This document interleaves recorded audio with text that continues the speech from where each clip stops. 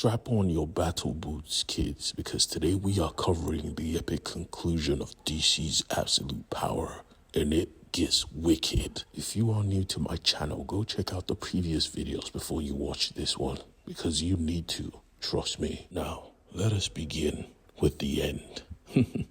Amanda Waller smacks the absolute crazy from the mouth of Green Arrow for disrespecting her cybernetic daughter. I mean, all the brother was trying to do was make it clear that her kid screwed up.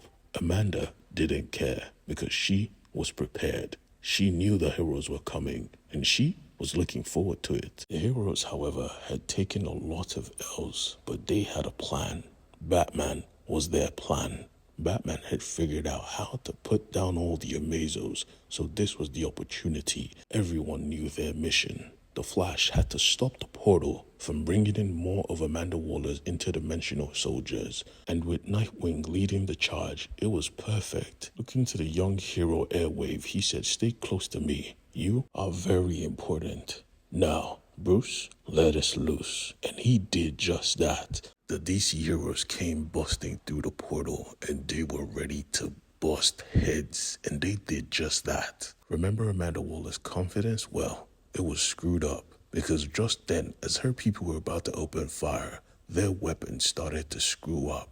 You see, Green Arrow was apparently not really a turncoat. He was just playing the long game. And when Amanda Waller realized it, she almost lost her mind. The battle had begun. But Barry was fighting two speedsters, a speedster Bane and the female speedster. You see, they wanted to kill him at all costs because they wanted to open the gates, letting loose an army of multiversal villains and heroes under the control of Amanda Waller. And that is a no-no. Both battlefields were going insane. Superboy helped with cover, but the forces of Amanda Waller were just as prepared, so he focused on getting Nightwing inside. They had a plan. So the rest of the heroes focused on keeping the armies distracted, even while being shocked to high heaven.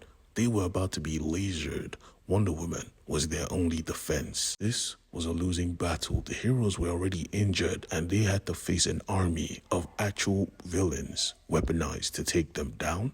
This was tough. The Flash, however, had the biggest battle. Not only did he have to close a portal, he had to fight two superpowered speedsters. Scratch that. 3. Thankfully, as we know, the Flash is never alone because Hal Jordan was around. He used his will to conjure up a barrier to hold back the wave, the army of superpowered beings. But they were still superpowered beings. They could break down the construct easy. He had to use all of his will, all of his strength, all at once, and he screamed for Barry, "Hurry, please." Everything was coming to a head at the same time. And just like that, on the battlefield, the big boys started to show up. The Amazos, who were practically gods. It was about to get wicked. Thankfully, Nightwing was right in front of Amanda Waller, but she knew he would come for her, so she had failsafe to protect her. While he handled Nightwing, she went for Superboy, because it was him that broke the control she had over Brainiac. It was him she promised to kill herself. Bruce, on the other hand, had other plans for the heroes because he knew how they were healing. Someone was allowing them to control time for their damages, so if their hand is destroyed, they rewind time on that spot. Now, they had a way to stop this and screw up all the Amazos at the same time, since they were connected to a network. The only problem was they had to be injected with the virus, and the Amazos, like I said, were gods, and Bruce was just a man. He got attacked instantly and got buried beneath the rubbles, and at the same time, Hal's will was breaking. Thankfully, he had the Flash family to provide him with extra will, so he was holding the barrier. And you will not believe it, even while all this was going down, Amanda Waller still thought she was doing the right thing.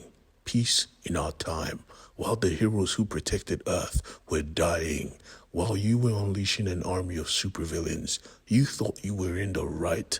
Hell no. Green Arrow found the serum and took the shot, and the Amazos fell down like dominoes. Without their healing ability and their focus, they lost control of the abilities and all of them returned back to their original owners.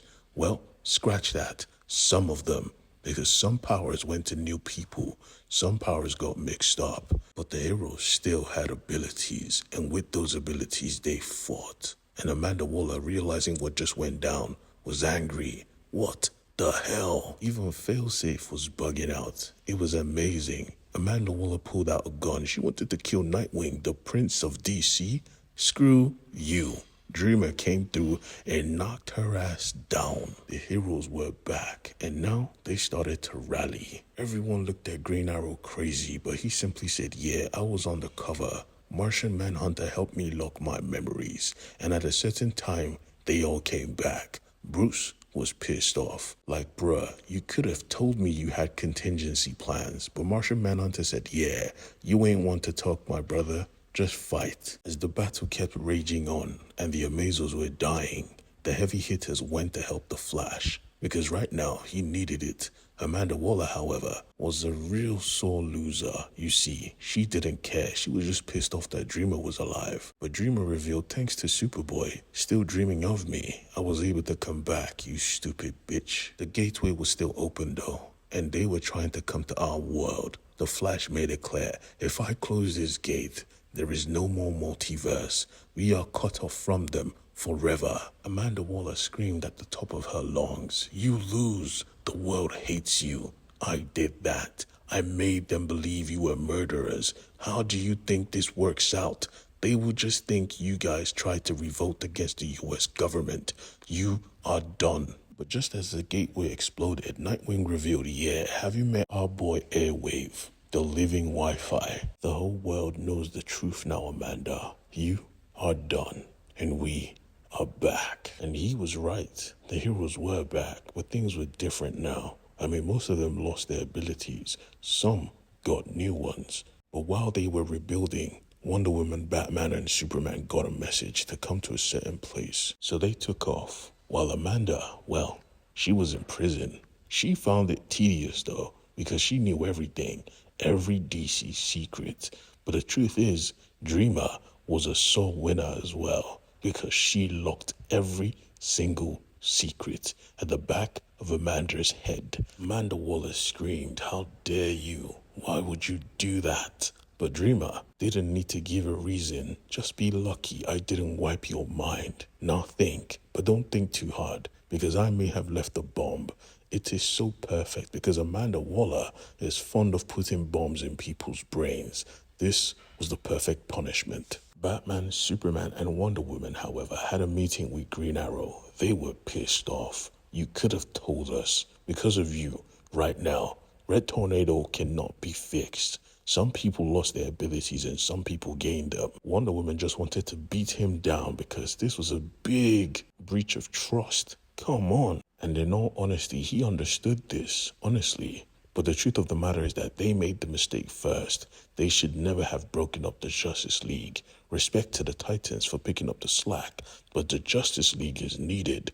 We are the big boys. And the big three fell silent, looking at each other. They knew he was right, but Batman had plans. So he decided to show his plans because he was bringing back the Justice League. And this time, they were going to be unlimited.